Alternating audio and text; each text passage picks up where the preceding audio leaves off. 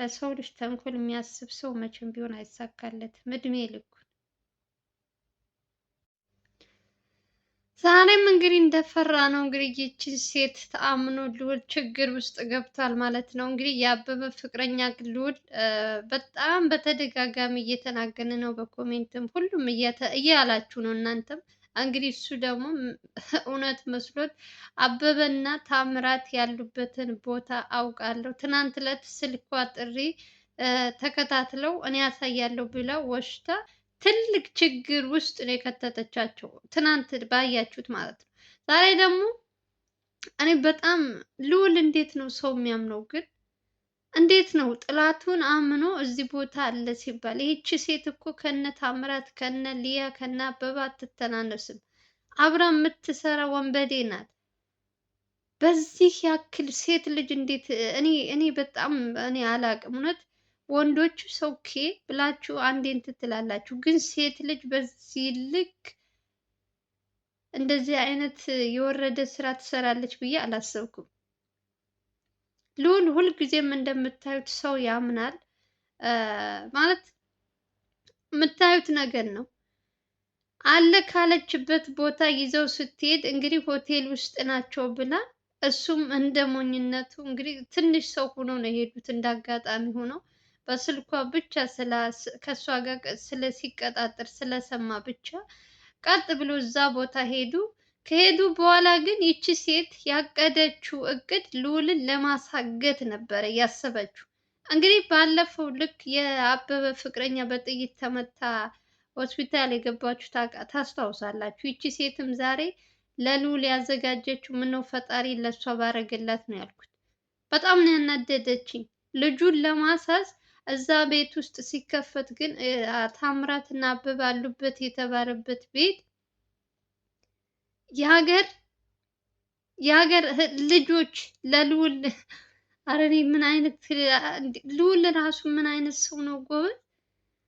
እንደው ለሰው ባያስብ ለእናቱ እንኳን አያስብም።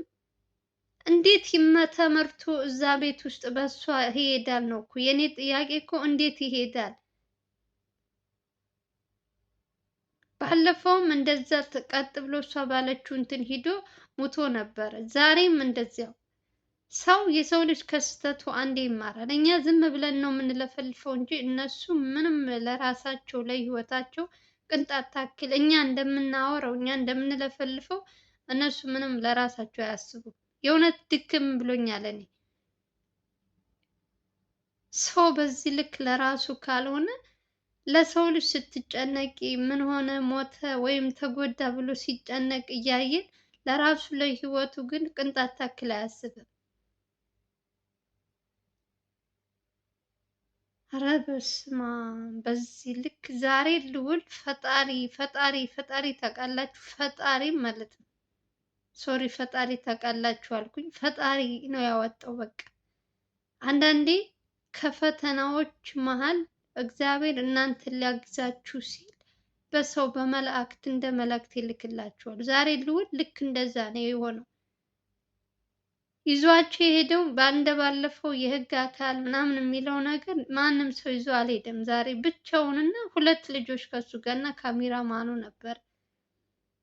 ይቺ ሴት አንደኛ ነገር ስልኩን ከወሰደ በኋላ ልዑል ኦሬዲ ከሱ ጋር የተቀጣጠረችበትን ቦታ እዚህ ቦታ ነይ ያላትን ከሰማ በኋላ የእሷን ስልክ መውሰድ ነበረበት። ሆን ብለው ያዘጋጁት ወጥመድ ነው እንግዲህ ለልዑል የተዘጋጀው ወጥመድ ማለት ነው። እሱ ደግሞ በዚህ በእንትናቸው ገብቶ ይሄው ችግር ውስጥ ወደቀ። አያችሁ መጨረሻው።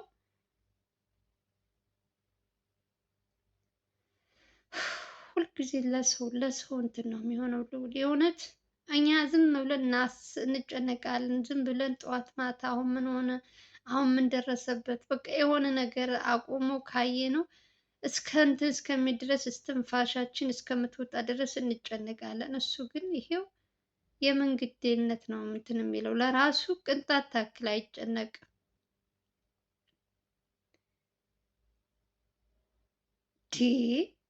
እንዴት ሊያምናት ቻለ ልጅቷን? እሺ ብሎ እንዴት እዛ ቤት ይሄዳል? እኔ እኮ የኔ ያልገባኝ ነገር ይቺ ሴት ተባብራ ከነ ታምራት እና አበበ ጋር አድርጊ ያሏትን ልክ እንደ እንትን ሊጠቀሙባት እሷን፣ ልዑል ደግሞ እውነት መስሎት እሷን ተከትሎ ሂዶ ከዛስ ማን ነው የሚጎዳው ወገን? የሰይጣን ጆሮ ይደፈን። ልዑል የሆነ ነገር ቢሆን እናቱ ከምንም በላይ የምትጎደው እናቱ ናት። እኛ የሶሻል ሚዲያ ሰዎች እኮ ለአንድ ቀን ሁለት ቀን ወይ ወይ ብንል ነው፣ ከዛ በኋላ ትረሺዋለሽ። ግን ሁልጊዜ እናቱ ግን አስቡ። ልዑል በተደጋጋሚ ተናግረናል። እንደዚህ አይነት ስልክ ተጠርቶ ወይ የሆነ ነገር ስትባል አትሂድ እያልን እንናገራለን። እንግዲህ ትመክሪዋለሽ፣ ሰውን ትነግሪዋለሽ። ካልሰማሽ ምን ልታረጊው ትችያለሽ? ግራ ገብቶኛል። እኔ እኮ ልጅቷ ትናንት ዕለት ስታወራ የሰማውን በራሱ መንገድ ማድረግ ይችል ነበር። እሷንም ይዞ እንደሚሄድ ወደ እነሱ መንገር አልነበረበትም። እንግዲህ ያው በሱም ልትፈርዱም ላትፈርዱም ትችላላችሁ። ታሳየኛለሽ በማለት ነው እሱ እንግዲህ እዛ ቤት ውስጥ ወጥመድ ለእኔ እንደዚህ ይዘጋጃል ብሎ መቼም አያስብም። አንደኛ ነገር እሷ ከነሱ እጅ ካለች ድረስ እንደዚህ አይነት ነገር አታደርግም፣ ትፈራለች ብሎ ስለሚያስብ እንደዚህ አይነት ነገር ምንም አልመጣለትም። በቃ አብረው ናቸው ስላለችው ብቻ ነው ተነስቶ እዛ ቤት የሄደው። ሲሄድ ግን ልክ እንግዲህ ትናንት ወዲያ ዛሬ ሳምንት ሊሆነው ነው ዘላለም በሰዎች ተደብድቦ መነሳት አይችል ምን አይል። ይሄን ዛሬም ልዑል ፈጣሪ ነው ያወጣው። እንደዚያ ሊያደርጉት ነበር ልክ እንደ ዘላለም እና ከዚህ በላይ ሰው እንዴት ነው እንትን የማይሉ? ቆይ ትነግሪውና ትሰሚያለሽ፣ ታያለሽ። እያየሽ ደግሞ እነ ሚኪን እያየ ነው እዚህ ቦታ ነው እየተባሉ እየተደበደቡ መቆም መራመድ እስከሚያቅታቸው ድረስ። እንደውም ልዑል በጣም ጥንቁቅ ነው እያልን የአፋችን አውርተን ሳንጨርስ እስከ መጨረሻ ጉድ ሆኖ ነበር። የዘላለም እንደዚህ መሆን እንትና እያለን ገና በራሱ እጅ ሂዶ እነሱ እንትናቸው ውስጥ ገብቶ ፈጣሪ ነው ያወጣው። ዛሬማ በስመ አብ ዛሬ ከተረፈ ልዑል በቃ ሌላ ጊዜ ካሁን በኋላ ምንም አይነት ችግር አይገጥመው። የዛሬውን አልፏል። እግዚአብሔር ይወደዋል የእውነት። ይችን ሴት ኦልሬዲ እነሱ ጋር ናት ያለችው። ወዲያውኑ ያ ነገር ከተፈጠረ በኋላ ልዑልን ለማስገደል ነበር የተዘጋጀው። ከከሸፈ በኋላ እሷን ግን አልለቀቋትም። ታምራትና አበበ አሉ የተባለው ደግሞ ቤት ውስጥ እንዳልኳችሁ ሌላ ሰው ነበር ለልዑል እንትን ለማስባል የተቀጠሩ ሰዎች ናቸው እንጂ እነሱ የሉም። እና ሁሉን ነገር ያዘጋጀችው ሴቷ ስለሆነች እሷን ይዘው እንግዲህ እግዚአብሔር ይመስገን ልዑል ምንም ስላልሆነ ማመስገን ነው። እየባሰ አለ ችግር። እኔ በጣም አንዳንድ ጊዜ እየሰማሁ እያየሁት ያለሁት ነገር በጣም ከአቅም በላይ ነው የሚሆንባችሁ። በቃ ሰው ደግሞ በየጊዜው አዳዲስ ነገር ፈጥሮ ያመጣል። የነሱ ደግሞ በዚህ ልክ ክፋት፣ በዚህ ልክ ተንኮል፣ ሆን ብለው በተንኮል የተሞሉ ሰዎች ናቸው። የዛኛው የዘላለም አልበቃ ብሎ ገናውን ደግሞ ልዑልን ደግሞ አልጋ ላይ ለማስተኛት በዚህ ያክል ሰው ይጨክናል። የፈለገው እኔ ለእነዚህ ሰዎች እኮ ምንም እንትን የለባቸው፣ ጽብ የለባቸው፣ ምን የለባቸው። ግን እነሱን አሳዶ ከመያዝ ወንጀለኞችን ለህግ ከመስጠት ውጭ ልዑል ምንም አይነት እንትን የለበትም። ሰው ደግሞ ይሄንን እንትንሽን አይፈልግም። በቃ ሁልጊዜ ድክመትሽን፣ ሁልጊዜ የሆነ ያንቺን ደካማ ጎንሽን ነው የሚፈልገው። እና እኔ አላቅም ጎበዝ፣ እንዴት እንደደነገጥኩኝ። እኔ ደግሞ ታውቃላችሁ የሆነ ነገር ከሰማሁ የሆነ በቃ በጣም ነው የሚጨንቀኝ። ችግር ሁልጊዜም ልዑል ጋር እንደምታዩት ነው። ለምን እንደሆነ አላውቅም። ሰዎች በደግነት በዋህነት ይቀርቡትና ይቺ ሴትም አሁን በጣም እንደተበደለች ስታወራ ነበር መጀመሪያ እንደመጣች አካባቢ። ታምራ ማነው ስሙ አበበ ሳይሆን የበደላት ሌላ ሰው ሌላ ሰው ተበድላ ከዛ በኋላ አበበ ጋር እንደመጣች ነው እያወራች ያለችው።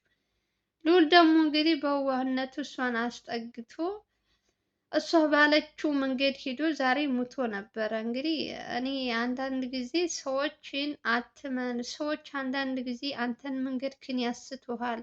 የፈለገው ሰውን አትመን የምለው ለዚህ ነው።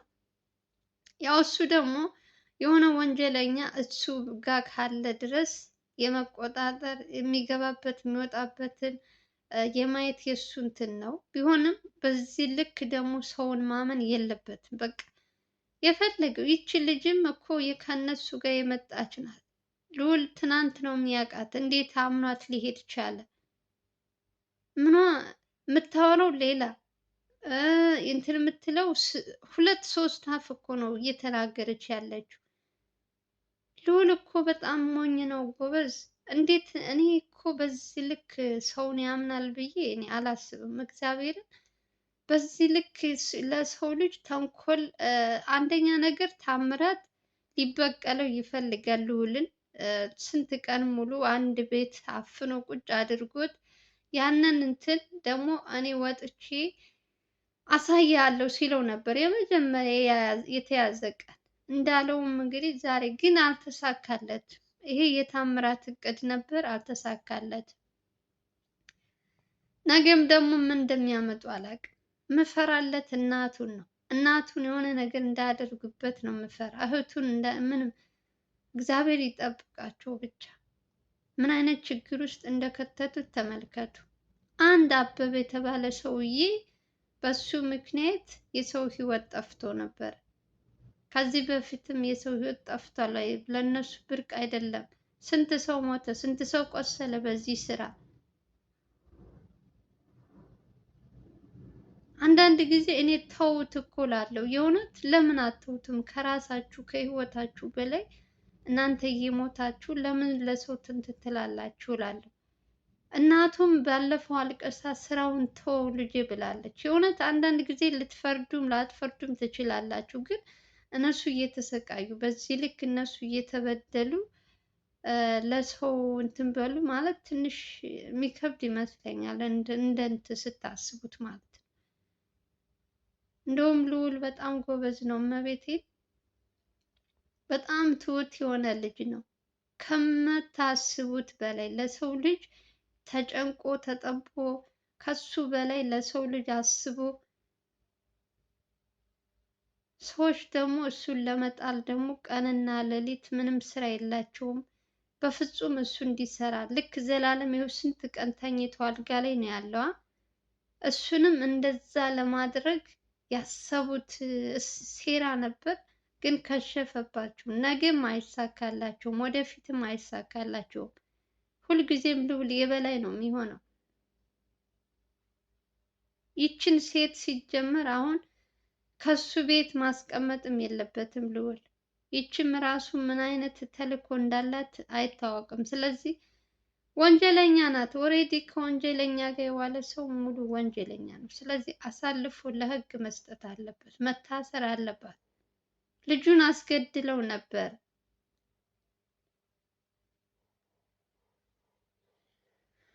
እኛ እኩል እኔ ኧረ በስመ አብ፣ እኛ ልባችን በአፋችን ልትወጣ ነው። እነሱ ምንም አይመስላቸውም እናቴ። እኛ እንደዚህ እንደምንጨነቀው እነ ልዑል ምንም አይመስላቸውም። ግን መጨረሻ ላይ ራሱን ነው የሚጎዳ። የእውነት የፈለገው ቢሰራ የፈለገው እንትን ቢል ልዑል ጎበዝ ጎበዝ ጎበዝ እንላለን። ግን የሚጎዳው ልክ አሁን ማነው ዘላለም ይኸው አልጋ ላይ ተኝቶ ስንት ቀን ነው?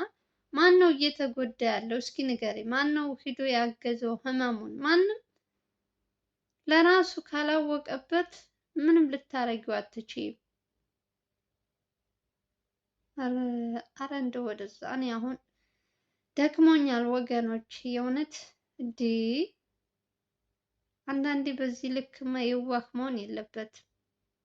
ሴቷንም ማመንም አልነበረበትም። ስለተረፈ እግዚአብሔር ይመስገን። ሌላ ምንም ማለት አልፈልግም። ያሰቡት ሴራቸው ስለከሸፈላቸው፣ ለልዑል የተዘጋጀው ነገር ስለከሸፈ እናመስግን በቃ። ከዛ ውጭ ስለዚህ ሴት ደግሞ ምን አይነት እንትን እንደሆነች ከዛች ከራሔል እናት ምንም እኔ ሴቶች ደግሞ የከፉ ነዋል እናንተ እንዴ! አይን አውጣ አይን አውጣ ታውቃላችሁ። በቃ በጭፉን አይኗን ጨፍና ቀጥ ብላ ወሰደችው። እዛ የተዘጋጀለትን ነገር እያወቀች ልዑልን ቀጥ ብላ የወሰደችው ሴት ለዚች ምን አይነት ቅጣት እንደሚቀጣት አላውቅም። የባለፈውም ጥይት ተመታለች ተብሎ ምንም ነገር እስር ቤት ሳትገባ ተለቃለች። ለልዑል ልታስገድል የነበረችው ይችም ሴት እንደዚያው። በጣም ተናድጃለሁ የእውነት።